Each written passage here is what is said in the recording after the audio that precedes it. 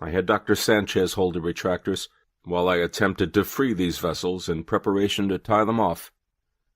"Dr. Gifford," Dr. Sanchez exclaimed with obvious distress, "blood is welling up everywhere. Do you want me to move the retractors?" "No, Miguel, you're doing great." I dared not have him move for fear of losing control of the bleeding. At a time like this, you don't think. You react. "Laps," I ordered, as I began placing each lap pad purposely in the pelvis to contain the blood. "Sucker." I used the sucker to suction up the rising pool of blood, and carefully moved each lap pad just slightly to hopefully identify the source of bleeding. The lap pad often tamponades the bleeding.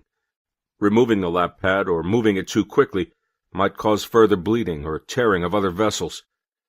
I didn't realize we were losing so much blood until Dr. Anderson asked, "Hey, Barry, what you doing down there?" "His blood pressure is dropping and becoming difficult to control with fluids." "Got a bleeder here in the pelvis. I think it's a big one. Better send for blood." It must have been only seconds later that all hell broke loose. As I rounded Shipping Point, which was less than a quarter-mile from the dock, I noticed an unusual smell. It smelled like burned rubber, like the garbage plant 5 miles away might be burning refuse. However, I saw no smoke in front of me, and it seemed to be coming from my boat. I looked toward the exhausts and saw white smoke. It could mean water or possibly oil. Almost as soon as I saw it, an alarm started screeching. This couldn't be good. Black smoke was now emanating from the transom. The cabin was filling with black acrid smoke. A glance at the gauges showed the engine was redlining. I had to shut it down before it ignited the fuel. I shut off the circuit breaker, but it still continued. I feared it was not long before the boat would be in flames. I called a mayday on the radio as I grabbed my life jacket. The Coast Guard answered as I saw the first flames coming from the engine room.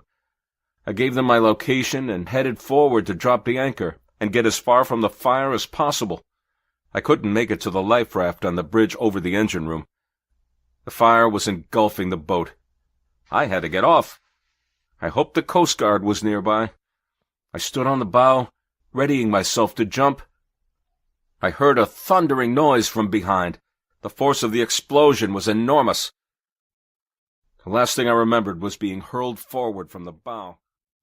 I rode for the better part of the night in the back of the pickup. I tried to make a mental map of our course. It was difficult to concentrate. I found myself drifting off to sleep. Only the potholes in the road jolted me awake. As the light of day appeared, I was able to see a little more of my surroundings. The burlap I was hiding under was also covering file boxes that looked very familiar. I was able to make out the name printed on the box. I could not believe what I was reading. Whose truck was this, and where were we heading?